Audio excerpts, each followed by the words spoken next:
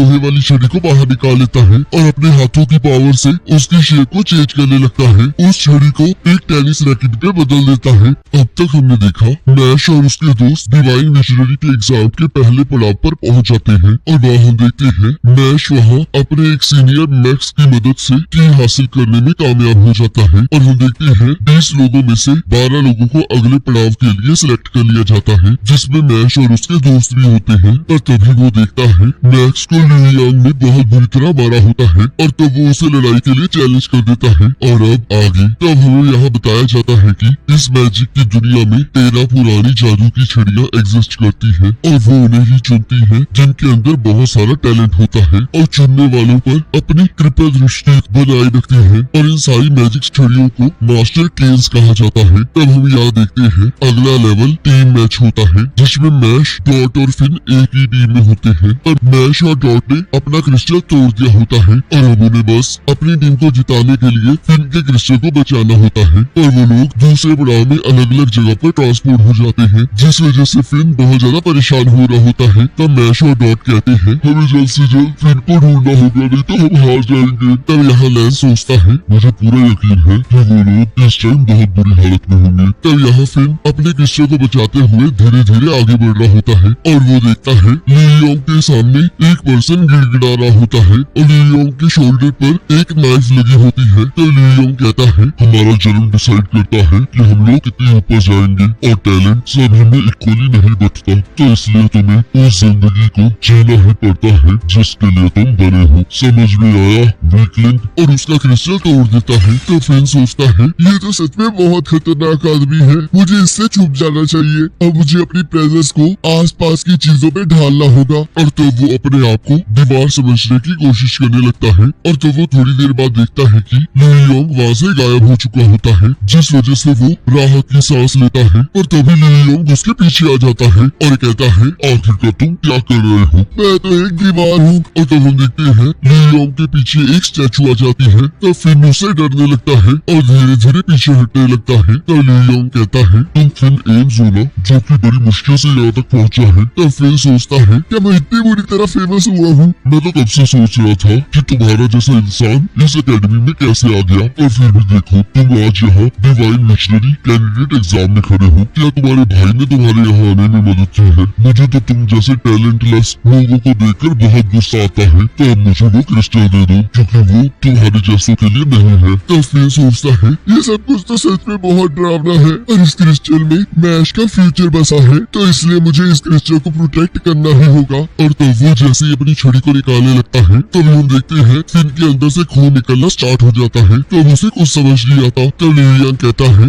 आखिरकार तुम ये क्या कर रहे हो? तुम तो बहुत कमजोर हो ना, तो आखिरकार ताकतवर बनने की कोशिश क्यों कर रहे हो? तब फिन सोचता है मेरी ब्लड वेसल्स बंद हो रही है और मेरा हार्ट भी धीरे धीरे स्लो हो रहा है और ये तभी होता है जब मैं बहुत ज्यादा डर जाता हूँ। तुम्हें ये एहसास तो होना है कि हम दोनों की पावर्स में कितना ज्यादा डिफरेंस है, तो इसका मतलब आखिर में तुम्हें इस क्रिस्टल को होना ही होगा। तो इसलिए जल्दी से बिना किसी दर्द के इस क्रिस्टल को मेरे हवाले कर दो, नहीं तो तुम्हारी हालत भी वैसी हो जाएगी। और उसे डराने लगता है। और हम यहाँ देखते हैं मैश फिन को ढूंढ रहा होता है। तब यहाँ मैक्रोन सोचता है इस एग्जाम में 3 बहुत शानदार लोग हैं। पहला तो मैश है जो कि कोई मैजिक यूज नहीं कर सकता, दूसरा है लैंस क्राउन जो कि टॉप ट्रांसफर स्टूडेंट है और तीसरा है ल्यू यांग जो कि अपने आप में ही टॉप क्लास है। और मुझे तो लगा था कि उसे भी मेरी तरह डिवाइन विजनरी बनने में कोई इंटरेस्ट नहीं है, तो मुझे लगता है कि इसे भी मेडल नहीं भेजा है। ल्यू यांग बहुत खास पर्सन है क्योंकि उसे एक ऐसी जादुई छड़ी ने चुना है जो कि एक नेशनल ट्रेजर है और वो इस अकेडमी का बहुत टैलेंटेड पर्सन है और वो अभी तक इतना मैच्योर नहीं हुआ है। और तब वो ऊपर वाले से प्रे करने लगता है और अपनी मॉम और डैड को उसे इस दुनिया में लाने के लिए थैंक यू कहता है। तब हम यहाँ देखते हैं फिन अभी भी उस क्रिस्टल को नहीं छोड़ रहा होता और सोचता है मुझे इस क्रिस्टल को किसी भी कीमत पर बचाना ही होगा। और अब जब ये मुझे बहुत कमजोर समझता है तो मुझे अपने पर्सनल मैजिक को यूज करके इसके ध्यान को भटकाना होगा। और तब वो ल्यू यांग को ऐसे दिखाता है जैसे कि वो छत की तरफ मैजिक करने वाला है, जिस वजह से ल्यू यांग का ध्यान भटक जाता है और वो इस चीज का फायदा उठाकर वहाँ से भाग जाता है। और तब हम देखते हैं जैसे ही ल्यू यांग उसका पीछा करने लगता है तब फिन अपने मैजिक से उसे वहीं पहुंचा देता है जहाँ पर उसने पहला क्रिस्टल तोड़ा था। तब ल्यू यांग सोचता है जिस स्टूडेंट को मैंने मारा था वो अब यहाँ पर नहीं है, तो इसका मतलब उसे अपने मैजिक अचानक से हमारी लोकेशन को चेंज किया है, तो इस वजह से फिन मुझ पर मैजिक यूज नहीं कर रहा था क्योंकि वो मेरा ध्यान भटका रहा था। जब यहाँ फिर भागते हुए सोचता है मैं उससे काफी दूर आ चुका हूँ, तो इसका मतलब मेरे पर्सनल मैजिक को लास्ट में यूज करने का डिसीजन बिल्कुल ठीक था। और तभी उसकी टांगों से खून निकलना स्टार्ट हो जाता है और तभी हम देखते हैं लुयोंग वहाँ आ जाता है और वो कहता है ये तुम्हारा आखिरी चांस था। अब मेरे हिसाब से तुम्हें ये समझ आ गया होगा कि हमारी पावर्स में कितना ज्यादा डिफरेंस है, तो इसलिए हार मान जाओ। और तब लुयोंग चाकू से अपने आप पर वार करने लगता है और हम देखते हैं उस वार के घाव फिन पर लग रहे होते हैं। तब सभी लोग सोच रहे होते हैं आखिरकार ये किस तरह का मैजिक है,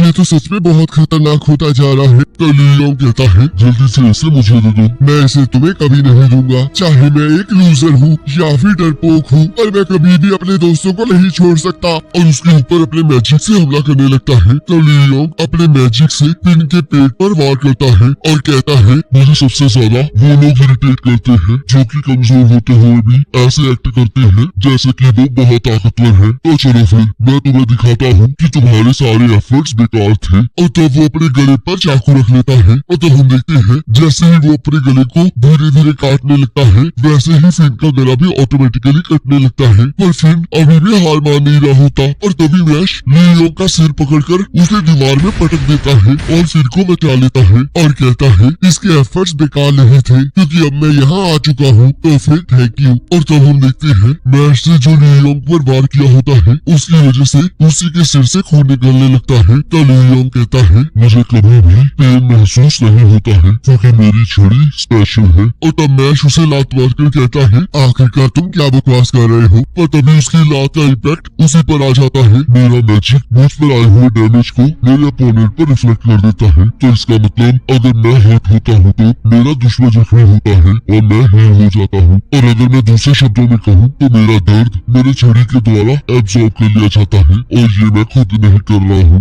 ये मेरे मास्टर केन की पावर है और ये तभी एक्टिवेट हो गई थी जब इसने मुझे चूज किया था। तो इसका मतलब जब से मैं पैदा हुआ हूँ तब से मुझे कोई दर्द महसूस नहीं हुआ। तब यहाँ हेडमास्टर सोचते हैं इस दुनिया में टोटल 13 मास्टर केन है और ये अपनी वाली का बहुत अच्छे से यूज कर रहा है, हमें इस बार सच में बहुत अच्छा टैलेंट मिला है। तब यहाँ लुयोंग कहता है मैं कब से दर्द को महसूस करना चाहता हूँ पर मुझे नहीं लगता कि तुम जैसा कोई मुझे दर्द दे पाएगा, तो चलो जल्दी से इसे खत्म करें। और तब हम देखते हैं वो अपने चाकू से अपने आप पर अटैक करने लगता है पर वो सारे अटैक्स मैश को चोट पहुंचा रहे होते हैं। तब मैश उसे मुक्का मारता है, ये बिल्कुल बेकार है क्योंकि इसका इफेक्ट तुम पर ही होगा। पर हम देखते हैं मैश फिर भी रुकने का नाम नहीं ले रहा होता। अगर ऐसे ही चलता रहा तो मैश को बहुत चोटें आने वाली है और लुयोंग तो हमेशा ऐसे ही डिफेंस मोड में रहेगा। तो क्या हम इसे एक बराबरी की लड़ाई भी कह सकते हैं? ये सब कुछ बेकार है क्योंकि एक पर्सन की किस्मत जिस एबिलिटी के साथ वो पैदा हुआ है उसी से तय हो जाती है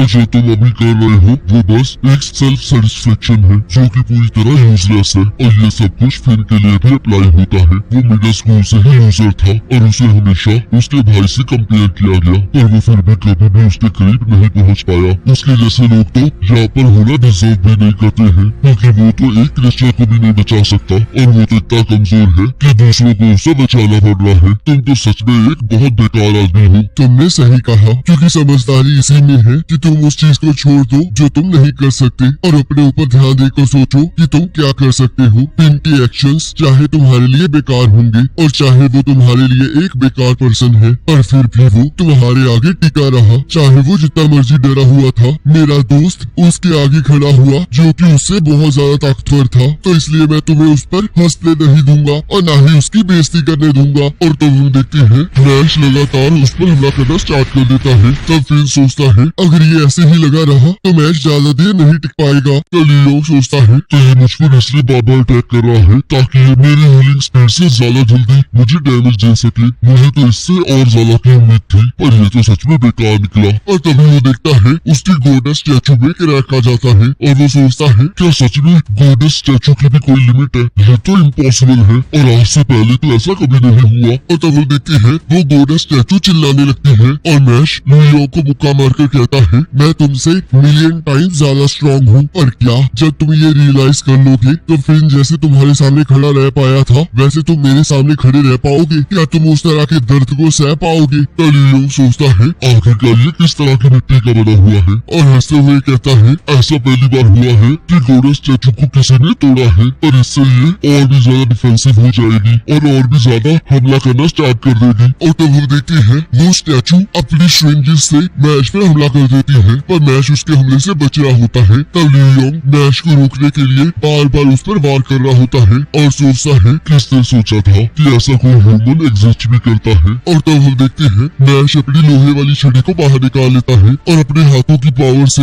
उसकी शेप को चेंज करने लगता है, जिसे देखकर सभी लोग बहुत हैरान हो जाते हैं। और तब मैश उस छड़ी को एक टेनिस रैकेट पे बदल देता है और तब वो एक लोहे की बॉल को लेकर उस स्टैचू पर मारना स्टार्ट कर देता है और तब वो स्टैचू मैश पर हमला कर देती है। पर हम देखते हैं मैश उसके हमले से बचते हुए बार बार अपने टेनिस रैकेट से उस बॉल को उस गोल्डन स्टैचू पर मार रहा होता है, जिसे देखकर सभी लोग बहुत हैरान हो रहे होते हैं। और हम देखते हैं मैश के बार बार एक ही जगह पर मारने से उस स्टैचू पर क्रैक आना स्टार्ट हो जाता है, जिसे देखकर लियोंग भी हैरान हो जाता है। तब मैश अपनी पूरी ताकत से उस स्टैचू पर हमला कर देता है, जिससे हम देखते हैं वो स्टैचू टूट जाती है। तब लियोंग कहता है ये तो सच में इम्पॉसिबल है, तो चलो अब मैं तुम्हें सिखाता हूँ कि दर्द कहते किसे है। और तब वो उसी लोहे वाले रैकेट से लियोंग के सिर पर जोरदार हमला करता है और तब वो देखते हैं लियोंग के सिर से खून निकलना स्टार्ट हो जाता है। तब बाहर सभी लोग सोचते हैं नहीं सच में हो रहा है, क्या इसने सच में एक मास्टर किंग के ओनर को इतनी आसानी से हरा दिया। तब हेडमास्टर कहते हैं मैश की जीत सच में काबिलियत तारीफ है। तब फिन मैश से माफी मांगता है। तब मैश कहता है थैंक यू फिन, मैं